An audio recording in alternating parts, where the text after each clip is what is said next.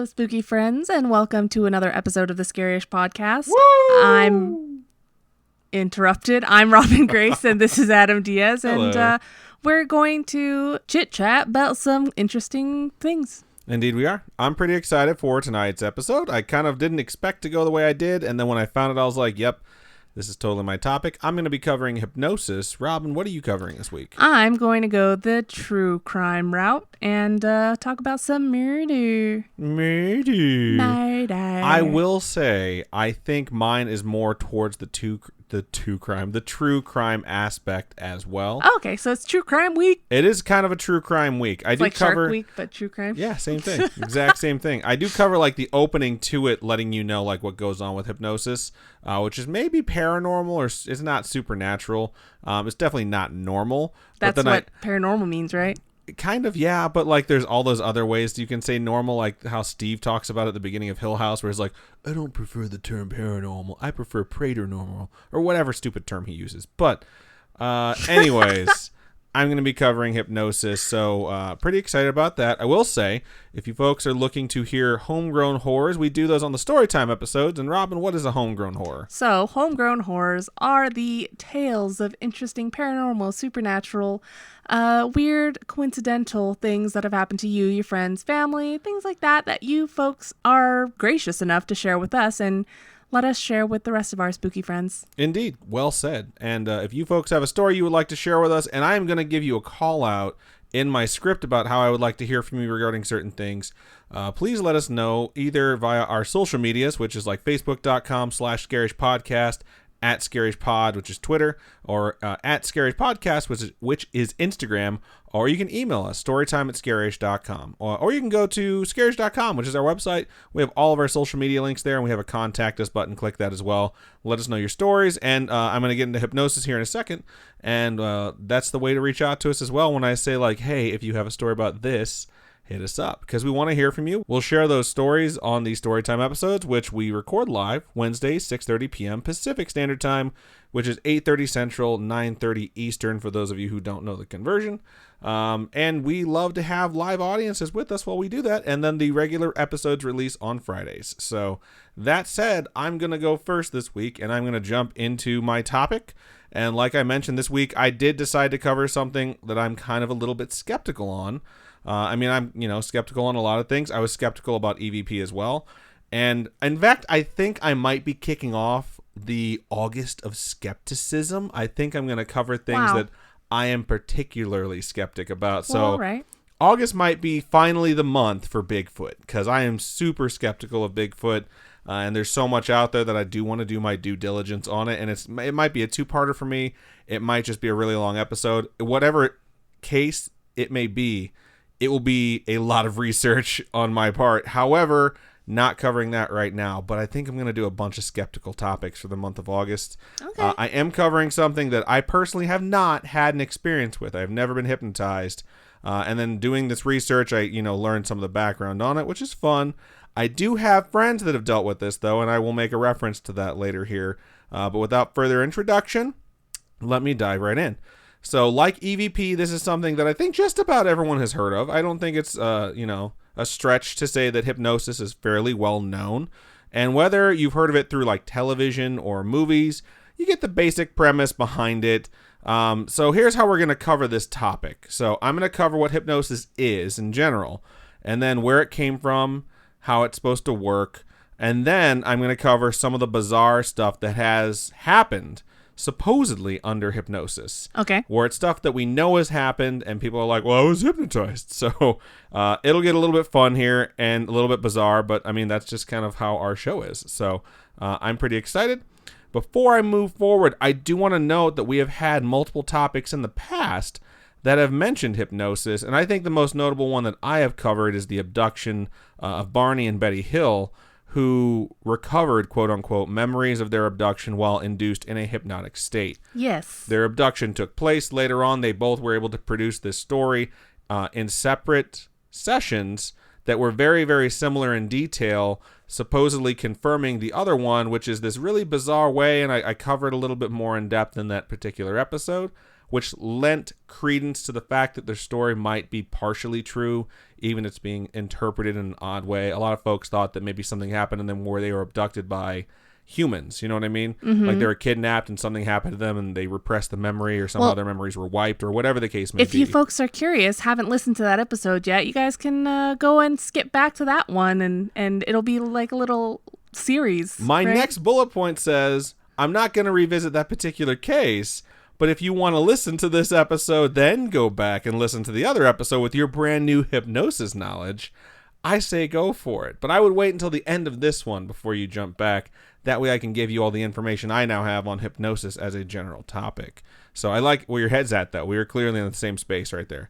Most importantly, if any of you have ever been hypnotized, hit us up. Let us know what happened. I really want to know. I'm very curious, because I'm sure there are a lot of people that have been to those hypnosis shows where they put you on stage and then they make you do stupid things. I'm going to talk about a friend of mine who went to one of those and was brought on stage.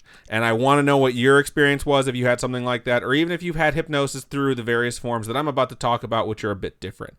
But I'm very excited, and let us know. And just because I am skeptical doesn't mean I'm going to shit all over your experience.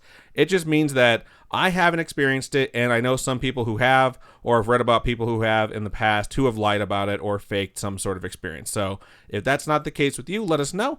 So you can reach out to us at the various different places that we've already talked about. So let's begin.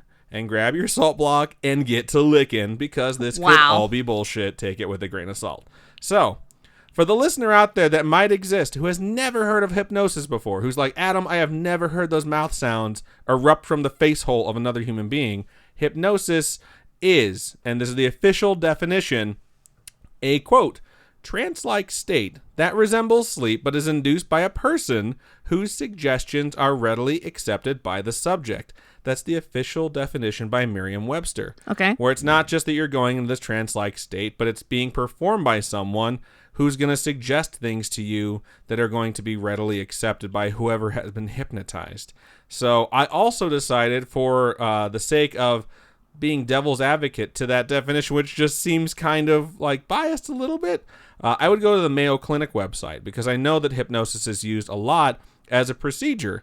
And not just ignored and kind of thought of as BS, but it's actually used in the medical profession as well. And their definition at mayoclinic.org, or whichever one it is, hypnosis, which is also referred to as hypnotherapy or hypnotic suggestion, is a trance-like state in which you have heightened focus and concentration. So hypnotic suggestion is the thing that bothers me most, because it's just something that's super creepy. It really is. I don't know.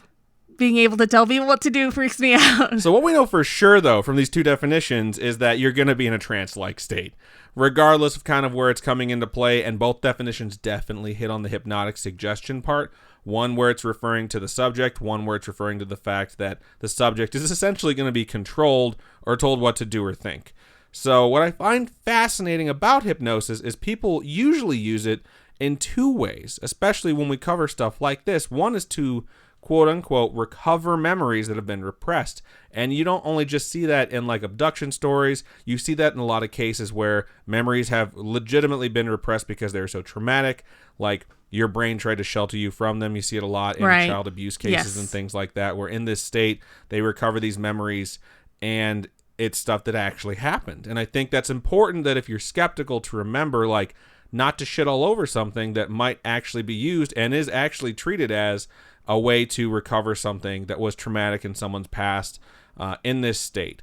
And the other way is that you can get people to do what you tell them. It's like a form of brainwashing. You know what I mean? Right. It's something that a magician or a hypnotist would do.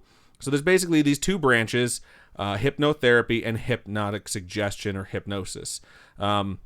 Because of that, I think that I took this with a grain of salt and really wanted to dig into the whole hypnotic suggestion side of it, because the whole recovered memory thing, unless I have a very specific experiment where there's like controlled subjects in separate rooms with separate hypnotists who are recovering identical memories, I tend to be skeptical on it, and I find it unreliable. That is sort of what happened with the abduction case that we've already referenced, where like things were really similar and they were done in very different ways. So it was just, kind of bizarre. And that's, I think, why a lot of people talk about that one still. All right. So we're going to move on from that one. So what could you use hypnosis for if you weren't trying to have a stranger control you? Like if you weren't trying to make, like there's a commercial where someone keeps hypnotizing people to do his chores. Like if you're not that guy, what is hypnosis good for? Well, the Mayo Clinic says that it's best used in coping with stress and anxiety. And you can also use it for pain control, which I think is kind of cool. And apparently people even use it for the pain of childbirth, which, no way. As a side note, I would absolutely love to see someone trying to hypnotize a pregnant woman in labor. Like, yeah, now just breathe steadily and follow my pocket watch as it swings back and forth. And then it's like smash cut to the hypnotist being wheeled out on a gurney and a doctor trying to remove the pocket watch from their throat, which the pregnant woman just shoved down his throat. Because, like, that is just not going to work. And the other thing that you can use hypnosis for, and the thing I've actually heard about it being used for in like the medical field, is changing some form of behavior that's adversely affecting your life. So smoking, overeating, bedwetting, certain things that are either compulsions or uncontrollable behavior, they have some sort of hypnotherapy to try and get people out of those habits. So there's an episode of Friends where where Chandler is trying to quit smoking, and he's listening to these tapes while he's sleeping, and they're telling him that he can quit smoking, that he's strong. I mean, it gets ridiculous where it's turning him into a woman because it's like, you're a strong, independent woman. You don't need to smoke and stuff like that in this tape. It's ridiculous. Does he like buy the wrong tape, or is it's his friend? His friend gave it to him. Like, you should listen to these because they helped me quit smoking. And she's obviously a woman, you know what I mean? But he starts acting like a woman and getting emotional. It's so dumb, but such 1990s sitcom where it's like gender specific hypnosis tapes. It's so stupid. But is it like that? Is that a type of hypnosis where they're just using it while you sleep and it's just putting that not even just while you sleep, but there could be sessions where you go in where you undergo hypnosis therapy where they're trying to do something that subconsciously changes the behavior or curbs your cravings, especially when it comes to something like smoking. There's an episode of The Simpsons, I don't think it's exactly the same, it's where you're supposed to learn. Actually, the episode of The Simpsons is Homer is supposed to have these tapes that convince him to stop overeating. And he accidentally gets tapes that expand his vocabulary. Wow. So he's eating like a pig, and they're like, are those tapes working? And he responds with like this ridiculous, amazing sentence showing off his brand new diction, and only Lisa is impressed by it. But yeah, like this is stuff that I've heard of and I've seen in like media, So this sort of thing to me, I was like, oh yeah, I totally get that. And the most famous example of what we're talking about, I don't think it's Friends and I don't think it's The Simpsons. To me, it's the fictional film, not the documentary, Office Space, which the main character gets hypnotized to stop hating his job, and when he gets put under hypnosis, his hypnotherapist drops dead, so he's going to be stuck in this meditative state or whatever of just not giving a fuck. And if you have never seen this movie, please go see it. It's so funny. I'm not kidding. It's one of my favorite movies of all time. And on top of that, I'm not exaggerating when I say I have seen it at least a few hundred times. I used to watch it like every night before bed for a few years. I absolutely love this movie. So getting back to hypnosis, where did hypnosis come from in general? Was someone just like watching the pendulum on a grandfather clock one day and someone told them to do something and they just got up and did it? Well, no, but that would be a pretty sweet origin story where it's like this person realized they could control people with this. That's not how it happened. So something I think it's important for me to remember, because I am skeptical, is that this isn't something that's new. When I hear about hypnosis, I think, oh, someone came up with this grift to control people or tell people that they're going to help them, and it's just them selling snake oil. That's not the case. Like, the way we talk about it and try and use it and induce it may be new-ish, but the hypnotic state or trance that's usually described with this, or whatever you call it, has been around for literally thousands of years. And in fact, the way people present in this extreme state of calm and hyper-focused mentality, like, it's directly tied into a lot of the ways people worship when it comes to their religion. And there's tons of different cultures that look at it differently. Like, whether you achieve this state or it's treated as enlightenment or transcendence or some sort of like prophetic state where what you see or what you say or what you think is like a vision of the future, or even some cultures that view something like this as a form of possession, where it's like you've left your body and something else has inhabited you. It's just viewed differently everywhere. And we can't specify like how the trance was handled specifically, but we do know that there are all sorts of ways to get there. Like a bunch of different cultures have used prayer or meditation, and even a lot of cases doing drugs. Like they're just straight up like, smoke this or drink this or eat this and you're going to trip balls, but you're going to be in this state where you're like completely placid when you come out of it, and you're like one with nature, or you're one with whatever state you're trying to achieve. And eventually you wind up in a trance-like state. And, you know, the drugs were supposed to get you there and the side effects were hallucinations. But there's a lot of forms of this throughout time that we kind of don't really connect with it too much. But realistically, like, it's all kind of the same thing. And I'm going to kind of get to where this leads. So some dude named Captain Buzzkill showed up and said, like, let's do this thing without drugs, which isn't exactly true. It's the late 18th century, so like 1780s, 1790s, and some dude starts performing what we consider to be hypnosis as we know it. So ways that you can induce this sort of state. And this is true. That guy's name is Franz Mesmer. And yes, this is where the word mesmerize comes from. Shut up. 100% named after him. What? Not even a joke. If you go and check out Merriam-Webster's dictionary, like on the bottom, it 100% says, like, although most people think mesmerism and hypnosis is bullshit, this word did come from Franz Mesmer.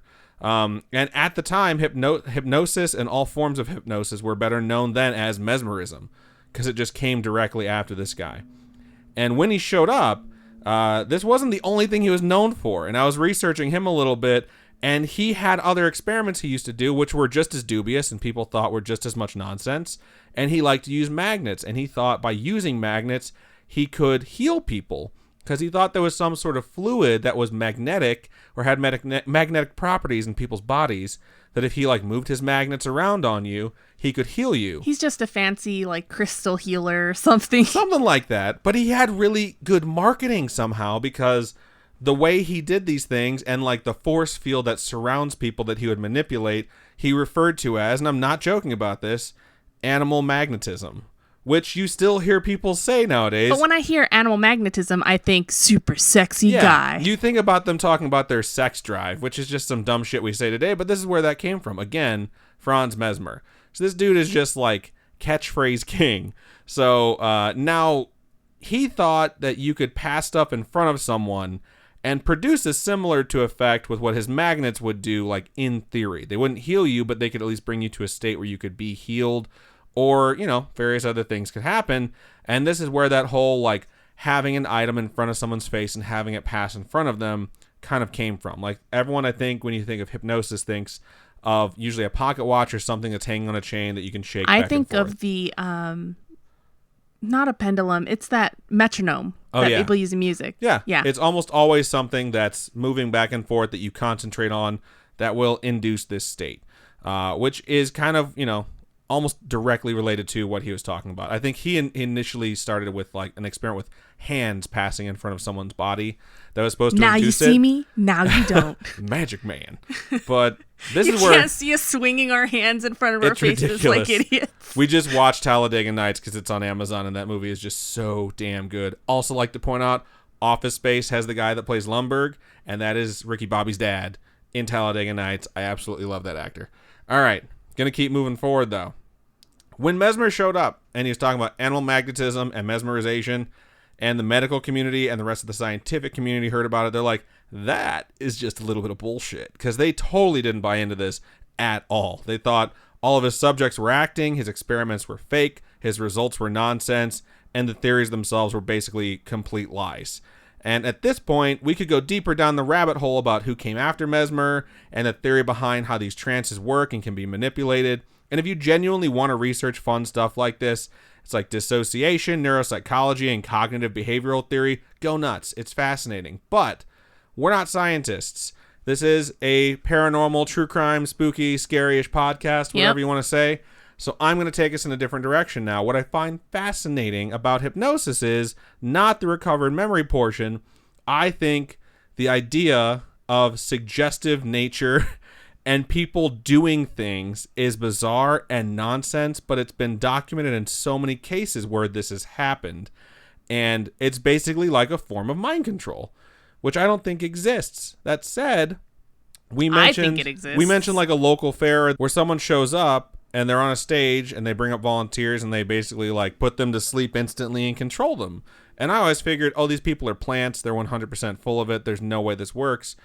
I had a friend, and we're going to call her Tammy, all right? All right. Never met a person named Tammy, so really? No one will be able to figure out. I might have, but like I don't have any friends named Tammy. Oh, okay. So this is an actual alias. Usually I'm just making them up.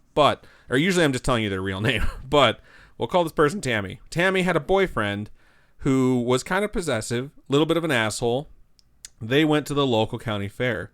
While they were there was a hypnotist. So they decided they're going to go check out the show. While they were watching the show, he was pulling people from the audience, and Tammy got pulled. And they were all on stage sitting in chairs. The hypnotist's like, 3, 2, 1, and you're asleep. And Tammy falls asleep. And he's telling everyone what they're going to do. And of course, he tells Tammy, like, when you wake up, you're going to be attracted to all the men, and you're going to sit on their laps. Basically, he's like, you're going to act like a slut, like a scandalous slut. But you're not going to bang anyone. So he's like, and wake up. So immediately she goes and sits on the lap of the guy next to her, and she's like fawning all over him. And he's like, no, Tammy, switch. And he's doing all these different things. Like one guy's supposed to bark like a dog, and everyone's going through with it. And like, I hear about this after the fact, and I'm like, so did this guy like meet Tammy like in the thing? He's like, I'll give you $100 if you act like a skank. And it's like, I don't know. What I do know is that after the fact, I found out about it because her boyfriend was like, what the fuck was that? And she was like, I seriously don't remember anything. And she was like dead serious, like adamant, like he was 100% in control of her brain. She barely remembers anything. It's like she just flashed back to her being in her seat and she doesn't know what happened. And I'm like, you're telling me the Porter County Fair in Northwest Indiana had the most amazing, powerful magician / hypnotist who can absolutely control people, and he used it to make you act like a skanky skank and make a dude bark on stage. Like, there's just no way. So unless Tammy was full of shit and like he talked to her beforehand or she was just playing along, like it's so hard for me to tell, because like, why would you even do that? But more importantly, why would you do that in that way with this boyfriend who's kind of a douchebag? You know what I mean? Yeah. So it's like, I don't really know what happened there, but since then I've always been like, I don't know if I can 100% say this is fake, because like now it's warping my view of who that person was because she says it was real. So I decided, like, for this particular topic, for the first time I cover this, because I'm going to have to cover this multiple times based off of like some of the stuff I found, that I want to go ahead and find other cases where stuff like this has happened. And I particularly am interested in when people are hypnotized and then are used to commit crimes. So one I will just lightly touch on, but not dive too deep in, because I have a few that I'm going to give you examples, is a woman named Susan Atkins. Now, some of you might recognize her name, probably because you're true crime buffs. She is not related to the Atkins diet, if that's what you're thinking. I'm not going to be covering this in depth because at some point we will be covering the person who hypnotized her, supposedly, before her and others who are under this sort of hypnotic spell murdered a woman and her friends. Some of you may recognize the name because she was, quote, under the hypnotic spell of Charles Manson. Ugh. So that was used. Hypnosis was used as a defense during the trials for the Manson murders. And we will get to that topic because it is 100% bizarre, and we will definitely be covering it in the future. But that is a good example of the fact that within the true crime realm, people straight up use, like, he hypnotized me. Like, he mind controlled me. I had no idea. I had no control of my actions. But not going to focus too much on that. I'm going to focus on a few other ones. So in 1948, there was this couple named Jerome and Betty. And I think those names sound nice, but they were not nice. Well, Jerome wasn't nice. Jerome was a jerk, and he screwed around on Betty a ton.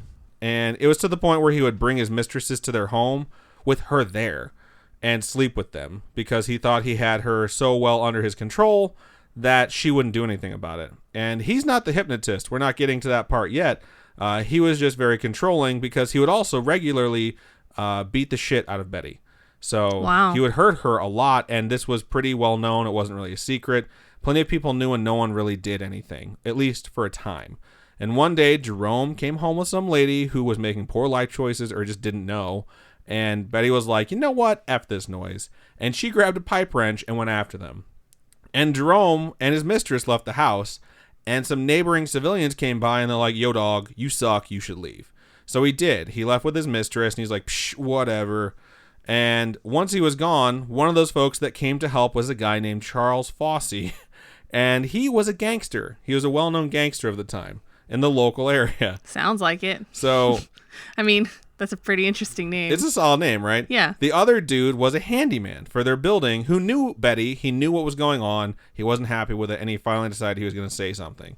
So after Jerome leaves, Fossey the gangster turns to the handyman whose name is Adrian, and he puts a gun in his hand. And Jerome came back, and Adrian, who was, quote, hypnotized by the power of suggestion. It was a vampire. Shot. Vampire told him to do it. You think so? Yeah. Yeah. What is it called when they use their Glamour. That's Glamour? in True Blood. Oh, that's what I think. But I of. mean, Vampire Diaries. Ugh. They say compelled or whatever. Whatever. But he was hypnotized by the power of suggestion. Jerome comes home, and Adrian shoots him twice. Oh my goodness. He doesn't die right away. Betty comes outside, and she's like, oh, snap, and she helps Jerome. And that's a JK. That's an LOL. She doesn't help him. She grabbed a meat cleaver and hit him in the head repeatedly until he was dead. Wow. And then she hit him some more. Oh my So this chick had gosh. just had enough. And then this guy, through the power of suggestion, shoots her husband twice. And she comes outside and decides, essentially, to finish the job. Now, Betty, Charles Fossey the gangster, and Adrian the handyman all went to trial for murder. And the reason I used the phrase and said, quote, hypnotized by the power of suggestion is because it's the exact phrase Adrian's lawyer and his psychiatrist used to describe his actions. Basically like, that dude put a gun in his hand, how could he not shoot that other scummy guy twice? To which the jury shrugged and nodded to each other like, sounds right. And at least I just assume that's what they did because they acquitted Adrian. They found him not guilty and he walked straight up. Also, side note, Betty and Charles were also both found not guilty. What? So this jury sees this guy get shot twice, and then his head is hacked to pieces with a meat cleaver, and it got chalked up to accidental hypnosis, and shit happens. And That's that was the so end of the crazy. trial. And like, when you read about it, you're like, well, this guy was kind of a piece of garbage, but these guys also broke the law. But it was used in 1948 as, I guess it was accidental hypnosis, so never mind. It's like that town that got away with murder. But at the same time, your theory of this guy was a vampire, he probably just glamored everyone in the courtroom, and they're like, oh, shit. yeah, just let him go. So, Oh there my you go. gosh. We figured that one out. It's a vampire. Has So- a daylight ring. All right, well, put on your detective hat for this one. So, we're going to go even further back. This is a case in a place called Sumner County, Kansas. So in Sumner County, this is 100% true, by the way, this whole thing I'm about to tell you.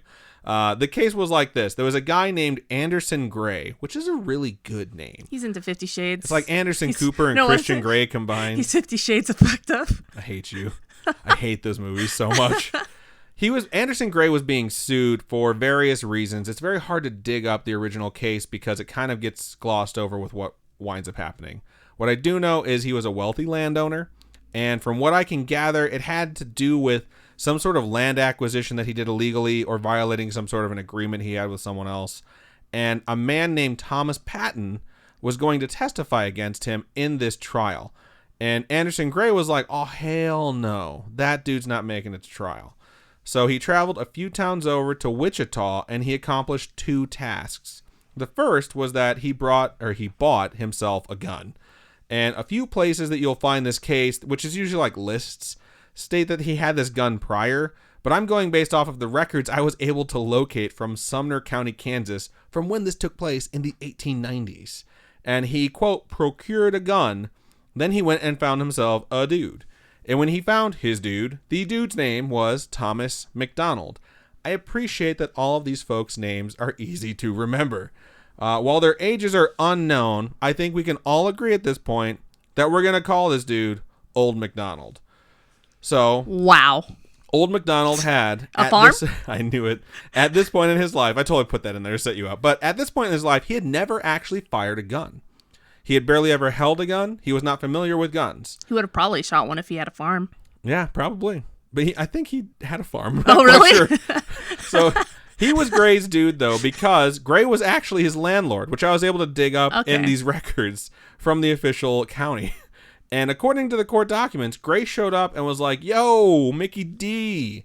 Like, you know that dude Thomas Patton? Well, he is calling your wife a skanky McSkankerton. What? In the official court documents, it states that Anderson Gray told old MacDonald that his wife was a skanky McSkankerton? Patton was spreading rumors about his wife being a skank. Oh, okay. Like, he's telling everyone this, like, you need to go defend her honor. And old MacDonald was all about defending his wife. He was very much in love with his wife. He's like, how dare he?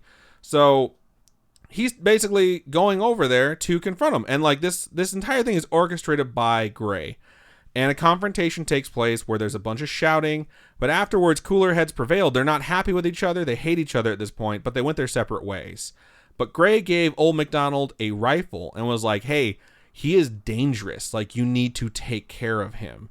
And according to the court, again, Anderson Gray was, quote, a man of intense willpower. And he used his, quote, hypnotic influence to directly control old MacDonald's actions. Sounds like it's just this person's really charismatic. But we're going to keep going. That's exactly what I think too. But the way this turns out isn't, oh, he was really charismatic. It gets weird. So essentially they have an hour-long training session, which can only be done to a montage with some like snap cuts and a really catchy song. Okay. And old MacDonald starts out completely hopeless and is like missing the targets in every shot. And this is funny because I'm not just making this shit up. Usually I make up scenarios to make this play out more like a movie in our listeners' heads. This is in the court documents. Straight up. They started training. He couldn't hit anything. Within an hour, he was hitting the center of the target every single time. And it's believed, the court believed this was due to Gray's will being exerted onto old MacDonald, because Anderson Gray was an expert marksman. Wow. And they think like his hypnotic influence is beginning to take over the actions to better hone old MacDonald into like this weapon, into like this killing machine. Oh my goodness. Okay. Gray shows old MacDonald a spot on this road that Patton would have to pass to go to work, and tells him like, if you see him, take him out. And Patton does come by. Old MacDonald fires a single shot, striking Patton in the heart, killing him instantly. Oh my goodness. Because it's basically an assassination and no one knows where the shot came from, it takes a few weeks, but local authorities eventually figure out like, well, he had beef with Gray. He was seen screaming at old MacDonald, and all this stuff's going around about old MacDonald's wife being a skanky McSkankerton. That's got to be what's happening. Did they go up to him and they were just like, shot through the heart and you're to blame? No, but that's awesome. They arrested Anderson Gray, they arrested old MacDonald, and they arrested MacDonald's wife. What? Which just sucks. I wrote in here like, why? Maybe because other people were talking shit about her. So basically, she's just having a really bad month of people saying horrible things about her for no reason. And then they arrest her. They're in jail for 3 weeks. What? All three of them, before old MacDonald's finally just like, all right, I will confess. And he confesses. He tells them he was hypnotized. He couldn't control his own actions. He states that the reason he's confessing is because they should not keep his wife. They need to let her go. And this is where it's going to get really, really bizarre. So after that, anytime he was around Gray, he would claim he didn't confess anything because he does not want Gray to know he confessed. Sort of like if you ratted out your friend about something and then like the teacher's like, oh, I know what you know. And it's like, I don't know how she knows that. I never told her anything. Yeah. So he's really trying to play it like he didn't do anything wrong. And for whatever reason, the court system in Sumner County decided they're going to have Anderson Gray's trial first. Not the person who shot the gun, the person who was supposedly hypnotizing the person to shoot the gun. And the case pretty much went like this. The prosecutor's like, that guy hypnotized someone into murdering an enemy of his. And Gray was like, no, I didn't. And sounds like a solid defense. Right, and the prosecutor's like, liar! And then the jury was like, guilty. No joke. They found Anderson Gray in a very short trial guilty of murder in the first degree, and he was sentenced to be hanged by the neck until dead. He was an accessory. Like, yeah, we can tell that. He influenced this guy's actions, but they said that he had hypnotized him to the point where he could not control his own actions, which comes into play in the next trial, which is Old MacDonald. And his trial went like this. Well, yeah, I did it, but it's not my fault. Hypnosis. To which the judge and the jury all looked at each other, nodded and shrugged, and were like, yeah, hypnosis. Oh my goodness. Right. And the gavel was banged, and a verdict of not guilty was reached. Old MacDonald was acquitted entirely. That's ridiculous. Of this murder. So the other guy got murdered. The other guy was... I mean, he didn't get murdered, but he got hanged. He was hung by the neck until dead, and Old MacDonald went home, which is just... But like Old MacDonald and his wife returned to their home, which was now landlordless because their landlord had been hanged until dead, and he has a higher K-to-D ratio now. And wow. One last part about this particular case that blew my mind. I was reading the follow-up notes from the state Supreme Court on this shit. The local papers during the time reported that the hypnosis defense was going to be used, and they also reported that it was given like the thumbs up from the Supreme Court, like, hey, we'll back your decision, whatever you decide on this case. About 5 months after the trials, the Kansas Supreme Court heard about this and made an official statement on the matter. It reads as follows, quote, the MacDonald case was not presented to the Supreme Court. If it had been, and the same evidence presented to us against Gray had been presented against MacDonald, the Supreme Court, had it the power, would have ruled for MacDonald's conviction. The acquittal of MacDonald seems to have been a miscarriage of justice. So that's insane. What is so bizarre about this case is that at the time, this guy enters a plea of hypnosis for his defense, and someone was smart enough to be like, dude, will the Supreme Court be cool with that? Like, we all know hypnosis is a thing. Like, obviously he's going to get off. But, like, will they back us if we acquit him? And someone out there was just like, yep, totally talk Supreme Court. It's all good. No confirmation whatsoever. And everyone's just like, okay, go forward with it. And they did. Someone was murdered, or someone was hanged by the neck until dead because of it. And then the guy who actually shot the gun was acquitted where they can't try him again. He's acquitted forever. Yeah, because there's no such thing as double jeopardy. Exactly. Yeah. And the Supreme Court's like, you didn't ask us. And if you did, he'd be dead too because that's messed up. And it's just like everyone shrugged and was just like, oh, whatever, let him free. But it was 1895, and these folks were clearly idiots. And there have been cases of defendants still trying to claim this like hypnosis defense closer to the present, and at this point it's basically turned into the temporary insanity plea. No one exactly states that someone else is in control of their actions. They just state that they aren't in control of their actions based off of a temporary mental break. One interesting thing though, I brought up this during I think the presidential curse, where every 20 years something terrible happens to the president. RFK, who was Robert Kennedy, who was running for president in 1968, was assassinated by a guy named Saran, however you say it. Whatever will be, will be. I hate you. I thought you were totally going to go with Duran Duran, because my next bullet point is, okay, this sounds too much like Duran Duran, and I really wonder why they went with that name. And then I put, side note, it's actually a character from the movie Barbarella that came out in 1960 before the assassination. Thanks, Google, because now I know. So one of his defenses later in life is that he was, quote, hypno-programmed to kill Kennedy. And a lot of the conspiracy theories around this is that the government hypnotized him not just into killing Kennedy, but into confessing. And his story states that a woman in a polka dot dress lured him into a hotel pantry. What? And either hypnotized him or activated his hypnosis so he would carry it out. What's super bizarre... He's a sleeper cell. Well, it's like the Manchurian Candidate, where you just have this information. It's like Zoolander, where it's you hit the word, you hear "relax, don't do it," and all of a sudden you got to kill the Asian prime minister. Oh my god, that movie's so funny. So what's really creepy though is apparently a bunch of people corroborated his story. What? And even though they did this, they're like, yeah, we still find him guilty. And this is way after the fact. This is 40 years after the fact. But he's like, I don't remember killing him. I don't remember confessing. Someone did this to me.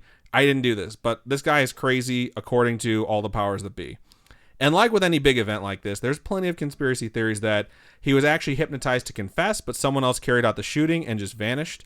And what's really crazy about this is that the government has 100% experimented with hypnosis as a form of behavior control. Wow. Whether it's for test subjects where you're trying to make a soldier do what you want, yeah, or forget about things, or just carry out. But they've also done it for interrogations, truth serum style shit. like sodium pentothal. Yeah. They've tried to use hypnosis as a form of interrogation to like retrieve information from someone who's not willing to give it, at least consciously.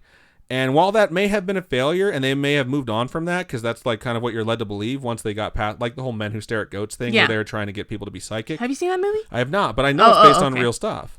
But like someone had to have presented this as something they wanted to try. And when you do that, especially in like the government setting, you have to give an example of like what success would be, where it's like, we want to use hypnosis to either control someone's actions directly by making them do something or making them tell us something. And even if it failed 100%, the goal that they wanted to achieve, they're probably still going to try and achieve it just through some different means. And it's really, really creepy to think about. Like if they were like, yeah, let's go forward with the brainwashing experiment. Hypnosis didn't work. Let's try the next thing. Yeah. You know what I mean? Yeah. And that's the creepiest part about all of this shit to me is like, there are multiple instances where even most of these sounding like BS, where someone's just like, I don't know, hypnosis, I murdered that dude, it was an accident. Like the fact that they have tried to use this like to kind of weaponize it is super creepy to me. Right. So I'm going to have to cover more of these and maybe even some other ones that veer more towards like the hypnotherapy side of it and not just like the hypnotic suggestion side of it. But that said, this is the first time I'm going to cover this. And for now, at least, my spooky friends, that is hypnosis. And if you folks want to listen to that Alien episode, go back and listen to... Yeah, the abduction of Barney and Betty Hill, which is absolutely fascinating. It's one of the most famous abduction cases of all time. So definitely check that out now that you know a little bit more about hypnosis. And then see if it compares to some of the stuff we just talked about. So, right on. Cool. Thank you for that lovely information. Thank you. All right, so this week we head on over to Iowa to cover the Viscilla axe murders that occurred between June 10th, 1912 and June 11th, 1912 in the town of, you guessed it, Viscilla. Well, that makes sense. Right? The house itself seems really eerie from the outside. The doors and windows are closed and covered. There's an outhouse in the backyard, symbolic of the era that it came from. And out of place in our day and age. Like, it just doesn't belong, you know what I mean? Yeah. And a sign outside the house reads, "This is the murder house," which is a solid advertising. Yeah, that's a really good warning, Yeah. I'd say. Like, if you're going to mess around in that house, like, you kind of have been warned. The victims of these murders are the Moore family and a couple of one of their kids' friends. And the family consisted of the parents, Josiah, aged 43, and Sarah, age 39, as well as their 4 children, Herman, 11, Mary, 10, Arthur, 7, and Paul, 5. Wow. So they're all really little. And Mary had invited her friends, Ina Mae Stillinger, who was 8, and Lena Stillinger, who was 12, to have a sleepover at her place on the night of June 10th, 1912. That's so sad. Yeah, it's messed up. The Moores were a well-known and well-liked staple of the community. Would you say staple or like Staple. Yeah. They're a big. They're a pretty solid part of the community. And I would say paperclip. I don't know if you remember, we used to argue about that when we still used to print our stuff. Paperclip? Paperclip versus stapler, or paperclip versus, because you'd always staple your stuff and I'd always rip it and you'd be like, no, don't do that. You don't Well, remember staples are more permanent. Paper clips are not. I know. I prefer paper clips. You don't remember this argument we used to have all the time? Yes, I remember. You used to rip my paper apart because you're mean. I just wanted to make sure you remember that. Okay. So I'll keep going. Please don't murder me with an axe, though. Anyway, so having been an established family within the community, the events of that night are all the more strange and nonsensical. And I suppose murder in general is pretty nonsensical, but these were all children. I mean, they're freaking children. That's so sad. It really is. And so on the night of June 10th, the Moores, with Mary's friends in tow, went to their local Presbyterian church to participate in the Child's Day program that had been coordinated by Sarah, the mom herself. And the program ended around 9:30 p.m., and they arrived back home between 9:45 and 10 p.m. Why do you have kids that are 5 years old out that late? Yeah, why is church service going on that late, especially if it's specifically for kids? Right. It's just so weird. The next morning, around 7 a.m., Mary Peckham, one of their neighbors, noticed that no one had come out of their home that morning. And so maybe Peckham's one of those good friends, those really good neighbors that you have, but I personally don't notice when or if my neighbors ever leave their homes or do anything around their house. My cousin has a neighbor who's always paying attention to everything she does. And she was telling us about her this weekend where it's like, oh, I hope she's not there because like I let my dog stay on the patio once and she barked twice. And she's like, you don't pay attention to your dog. That's so weird. So I don't leave the house, so it's hard for me to know when my neighbors leave the house. I don't look out my window or anything like that. You just made me realize, like, I have no idea which neighbors might be paying attention to my daily activities, and that's kind of creepy. Oh, that's creepy. Yeah. Oh, thank you for that. You're welcome. No, now I'm like super paranoid. Okay, so she was wondering, Peckham was wondering why no one was doing their usual chores. So she headed on over and knocked on their door. No one answered. So she tried to open the door, which is okay, like kind of rude, but you know, they're not answering. Just wiggle the doorknob, whatever.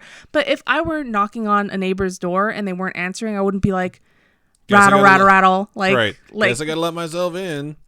It's just weird. It was locked anyway, but it's just, maybe I'm just not that type of person. But so like any good neighbor, she went on to let out the Moore's chickens. So she let their chickens out. And I don't know if that's normal, but okay. Like, I'm just going to let their chickens out. They haven't come outside.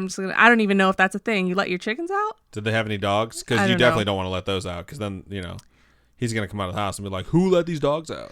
Okay. That was not as good as my jokes all episode, but whatever. I don't know. I disagree. I like that joke. Okay. She then called Ross Moore, Josiah's brother, so the dad's brother. And he came over and tried to knock and shouted too to try and get their attention, but still no one answered. So he attempted to look in the bedroom window, but the windows were covered with aprons and skirts and things like that to, I don't know why, cover the windows. But Ross, being a Moore himself, had a spare key, and he then used the key to open the door. And Peckham stayed out on the porch while Ross went in to check on things. And when he opened the door to the guest room, the first door that he checked, he was met with Ina and Lena Stillinger's bodies on the bed, which is so messed up. If you've forgotten, those were Mary's childhood friends. So those were the little kids. So those are the kids that were staying over the night? Right. Wow. Ross immediately had Peckham call Hank Horton, which was the town's primary police officer or peace officer / law enforcement official, kind of like their sheriff, I think. Right on. And he showed up to search the rest of the house. And he found the entire Moore family and the 2 Stillinger girls bludgeoned to death. And when I think bludgeoned to death, I think like beat to death with a bat. But in this case, it was an axe. Yeah, I was going to say bludgeon to me sounds like blunt object. But yeah. God, that's horrific. Well, we'll get to the bludgeoning part in a bit. So now the murder weapon was still at the scene. And it belonged to Josiah and was found in that first guest room with the Stillinger girls. So I thought, like, leaving a murder weapon, that's pretty weird. But there were no fingerprints, so the person used gloves or something. Doctors placed time of death between midnight and 5 a.m., so not too long after they all arrived back home. They also found 2 smoked cigarettes in the attic, which led investigators to believe that the killer patiently waited in the attic for everyone in the house to fall asleep. Now, I mentioned that the idea of someone living in my attic is a fear of mine. So it just further solidifies that fear of someone just waiting up there. Well, it's like, you know, everyone has those Ring cameras nowadays where you can like have your doorbell have a camera in it. And you can also have like multiple rooms in your house have cameras in it. It's like, wouldn't it make sense if you had an attic? I'm just saying this for anyone who might have those, might have an extra spare camera. Put it in your attic, just so you never have to worry about that ever again. Now I'm creeped out just the thought of having a camera up there and seeing someone crawling around. But at least you know, and then you could get out of the house or do whatever you need to do. It's just so perverse and creepy thinking of that. It's just freaks me out. Terrifying in this context, especially. Others believe that he was hiding in one of the downstairs closets because several bags of cotton batting were found kind of squished, like someone had been sitting or standing on them. So that's kind of weird. Which leads to the idea that once everyone was asleep, the killer or killers began the murders. See, this is weird because I thought you were saying he because you knew for sure who did this. And now you're saying killer or killers. So I feel like this is going to be an unsolved mystery. Yep. Oh, God. Unsolved mystery. What is the theme for unsolved mystery? Do you remember? I don't remember it. Hang on. I think I got it on the tip of my tongue. Damn it, no. All I hear is the X-Files theme song. I'm hearing the theme song from Halloween. Oh. All right. They started in the master bedroom, and they killed the parents while they slept, Josiah having received more blows than any of the other victims. His face, so this is going to get all super gory true crime right now if you guys are wanting to skip past all the gory stuff, but his face had been hit with the axe so many times that his eyes were absolutely obliterated. Josiah was the only one who was killed with the blade of the axe. Everyone else had been bludgeoned by the blunt end of the axe. Wow. So that's bizarre. Multi-purpose. Wow. I mean, it's fucked up. I was going to say you were mad at my jokes earlier. So once the parents were kind of done for, obviously, the children followed, which is super messed up.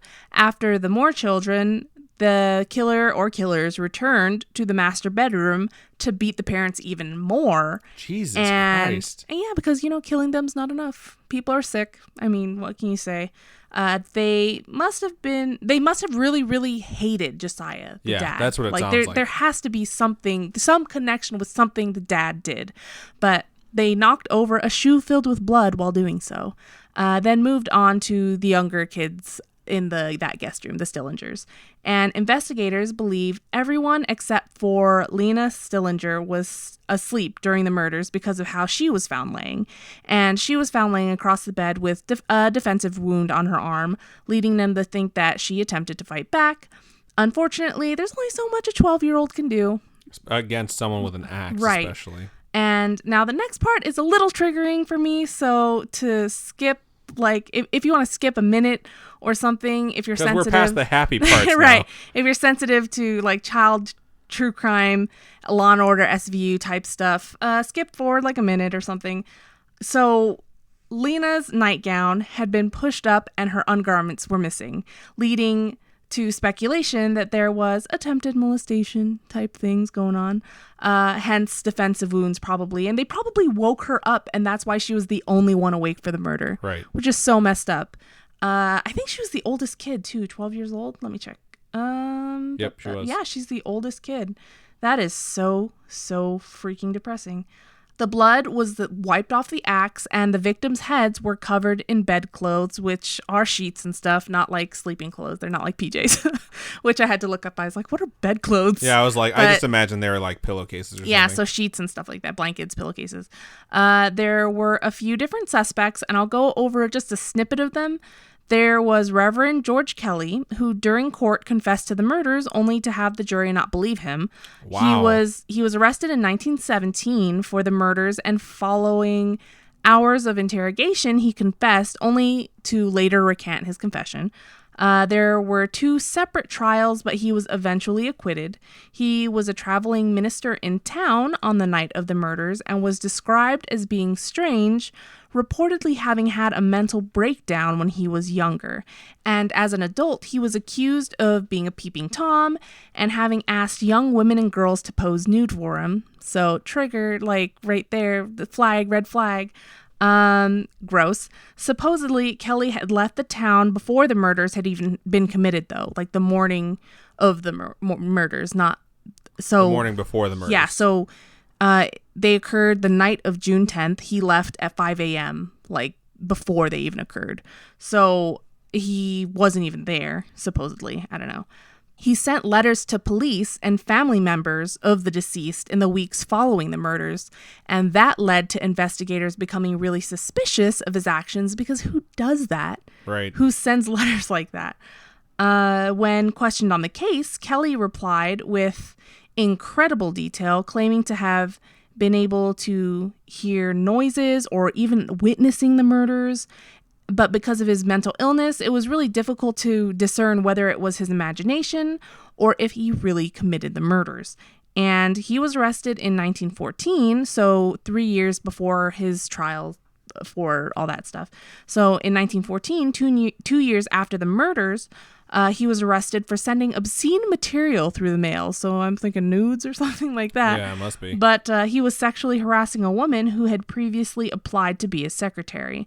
He was sent to a mental institution following that. And these activities are what led police to believe that he was the murderer, leading to his arrest in 1917. Right. So he's just a big old perv. It's just sad because it's like reverend. He's a reverend, and he's just, ugh. Anyway. It's like he put himself in a position where he could be trusted so he could like facilitate these things that he was doing. Right. Which is like yet another terrifying thing. Then there's William Mansfeld, who was theorized to have been hired to murder the Moores, perhaps even a serial killer, as he murdered his wife, infant, and in-laws with an axe 2 years after the Viscilla murders. Wow. So, but they're not sure if he actually killed them. They think he's the one that killed them, but it's believed he was the perpetrator for axe murders that were committed 4 days before Viscilla in Paola, Kansas. There was also the murders of Jenny Peterson and Jenny Miller in Illinois, and all of these locations were accessible by train and carried out with a very similar MO. And 9 months before Viscilla, there were axe murders in Colorado Springs, Colorado, Ellsworth, Kansas, and Paola, Kansas, all of which were really similar. And other possibly linked murders are those along the Southern Pacific Railroad, and then the Axeman of New Orleans, which I'll probably cover in a future episode because that one's really interesting too. It sounds interesting. That's a solid name, Axeman of New Orleans. Yeah. The early 1900s seemed to be a deadly time to be alive. Lots of murder. Yeah. It's crazy. I mean, there's lots of murder now, but you know. I was going to say, like, if they actually caught the person, they could just blame hypnosis and everyone would be like, oh, fucking hypnosis again. Oh, my God. Just let them off. He was cleared of the Viscilla murders because his alibi checked out and for a lack of evidence. R.H. Thorpe, though, a restaurant owner from Iowa, identified Mansfield as a man he saw the morning of the murders boarding a train to Clarinda, and he stated that he had walked from Viscilla. So this would totally disprove his alibi, which would have been really interesting. So this guy saw him walking from Viscilla to the train the morning after the murders, which, I mean... That's, super suspicious. Super suspicious. It's like it seems like you were present at the time of the murders and leaving around the time that the killer would be fleeing. Right. Andrew Sawyer was a rando that was suspected of the murders. There was no evidence of him actually having done the crime, but his name came up during grand jury testimonies. And I assume it's similar to Salem witch trials where it was just like, well, you know, I heard XYZ type stuff. And apparently, a Thomas Dyer of Burlington, Iowa, was a bridge foreman and pile driver, not of the sexy variety, for the Burlington Railroad. And Sawyer approached Dyer's crew at 6 a.m. on the morning the bodies were discovered. And he was clean-shaven, dressed in a brown suit, but his shoes were covered in mud and his pants were wet to just about his knees. He asked for a job and Dyer gave it to him. And Dyer testified that Sawyer purchased a newspaper that was reporting on the murders and that Sawyer, quote, was much interested in it. So I feel it, but in this day and age, everyone's interested in true crime. It's just something that people are curious about. It's like at the time, like, yeah, this guy showed up under suspicious circumstances and he showed an interest in like a horrific crime that happened, which, you know, if it's in the newspaper, obviously people think they're going to read it. They're going to sell papers. They're going to sell papers. The paper's going to sell papers by leading with this headline. So it's like, now at what point are you kind of just throwing a bunch of spaghetti at the wall to see what sticks, to say like, well, this person showed up at a really odd time and they showed interest in the murder. You know, it's like, right. Were they showing interest in the people? You know what I mean? Like, were they talking about specifics of it? Or was it just like, he read the paper that day when it had that creepy headline and he showed up at a really weird time too? So Sawyer also slept with his clothes on and with his axe next to him. Why he had an axe, I don't know. But he also often talked of the murders, asking whether the murderer had been caught or not, which I think is really weird. That is suspicious. Dyer said that Sawyer told him that he had been in Viscilla that day and that he had heard of the murders. He left for Creston to avoid being taken as a suspect. Dyer was suspicious of Sawyer, which is totally natural, and turned him into the sheriff on June 18th, 1912. He also testified that when he walked up behind Sawyer before the sheriff's arrival, Sawyer had been running his hands all over his head before jumping up and saying, "I will cut your goddamn heads off," while making striking motions with his axe, hitting piles in front of him. And I think this part just seemed like too much. Yeah. And it's like this Dyer person was trying really hard to get him in trouble, you know? Because it just seems so unrealistic. It just sounds like he was trying to tell people like this. I'm pretty sure this guy's the murderer. Like Yeah. he sleeps with his axe and like But he's swinging the axe maybe around. it really happened. Maybe he was really like that. You never know. And Dyer testified. I mean, yeah. But he said, cut your goddamn heads off, not smash your goddamn heads. Yes. You know? That's where I'm like, because only one person was actually murdered with the head of the axe. Right. And he So- wasn't decapitated. No. Dyer testified a whole bunch of other things that made Sawyer out to be the murderer. But lucky for Sawyer, or unlucky for the victims, whether or not he was the actual killer, I don't know. But Dyer's testimonies couldn't cover up the fact that Sawyer had been in Osceola, Iowa. I don't know if that's how you actually say it. I'm so sorry. But he was there the night of the murders, having been arrested for vagrancy. Wow. So it's like 100% confirmed that this dude wasn't the he was killer. not there to be the killer.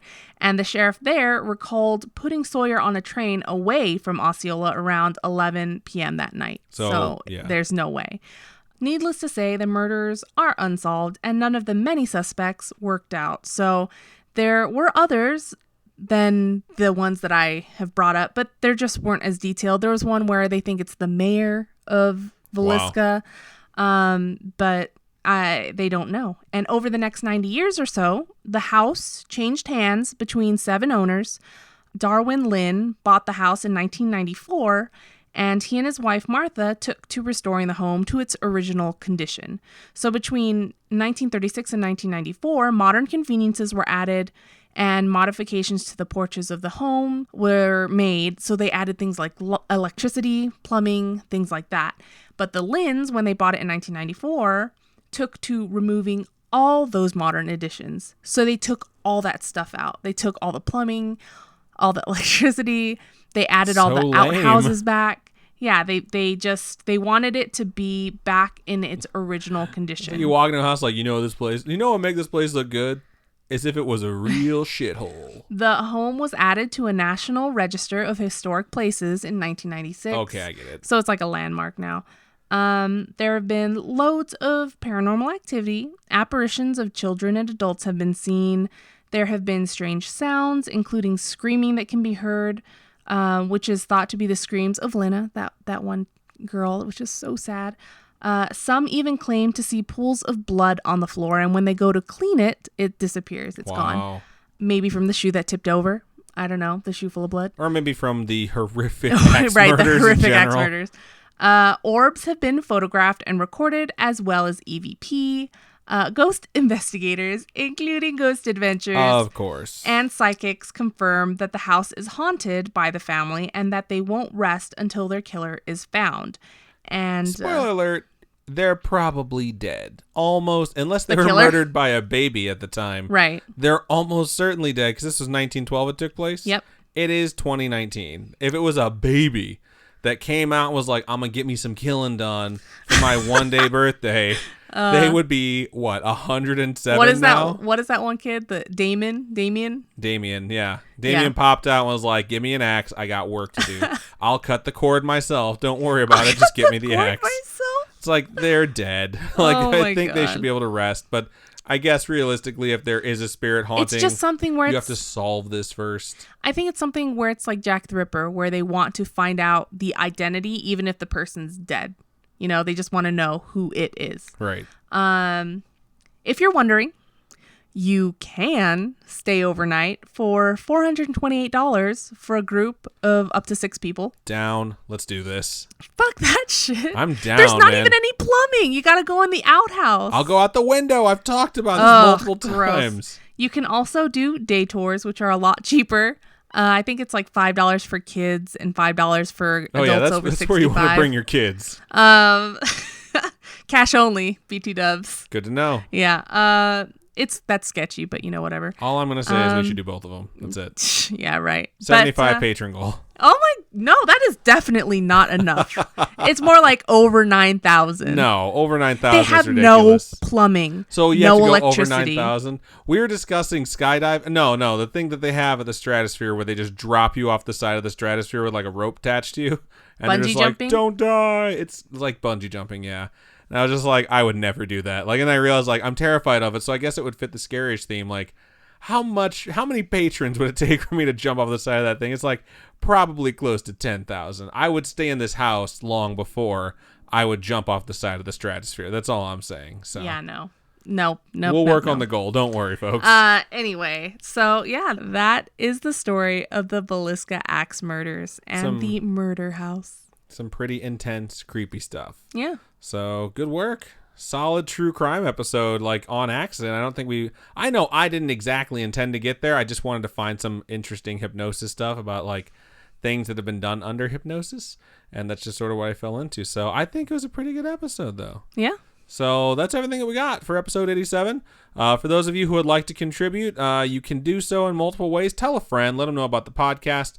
Tell them to listen to your favorite episode or something they might be interested in. Or share your story with us. If you have been hypnotized or know someone that has been hypnotized, post it on our Facebook, email us, however you want to get a hold of us via social media. If you post it on our Facebook or go to our Discord, folks can interact with you immediately rather than waiting for us to cover it on the next episode. And the places that you can do that is facebook.com/scarishpodcast. Twitter is @scarishpod. Instagram is @scarishpodcast.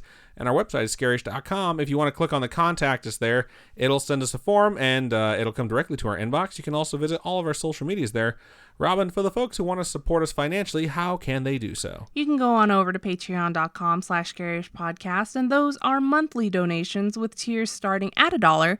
Right now, I do have a promotion going on for the summer where you get 10% off our entire Teespring store. The code is posted on there for patrons. And if you guys wanted to join, I mean, you could join for $1 and get 10% off all the stuff we have on Teespring. We also have some super cute summer merchandise that I am really excited about. I think the ghost is so cute. And the preview, right, for the fall logo that's coming up? Oh, yeah. I put, so excited. It's my favorite. Right. I put up a preview for the new fall stuff that I'm going to do. I have a whole lot of drawing I have to do for that one. If you go to ko-fi.com/scarishpodcast, those are one-time donations, and all those donations help us upgrade our studio setup and our little computer that chugs away every week here. The little computer that could. Yeah, we're going to try and get some assistance in here for my wonderful laptop, my Asus laptop, made by Republic of Gamers. Going to give them a shout out every week because it seems to be keeping this thing going. But thank you so much to everyone who listens. We appreciate every single one of you. And hopefully we will talk to you guys again later this week. If you want to join us for the live episode on Wednesday, we will be happy to see you there. Every time there's a new folk that joins us and they're like, hey, this is my first live episode, we're like, yes. Like, we hope you enjoy this. And I think almost everyone does say by the end of it, like, this was awesome. So come check it out. We'd really appreciate you having you there, and we look forward to it. So, Robin, go ahead and sign us out. Keep on creeping on, and we'll talk to you guys later. Bye-bye.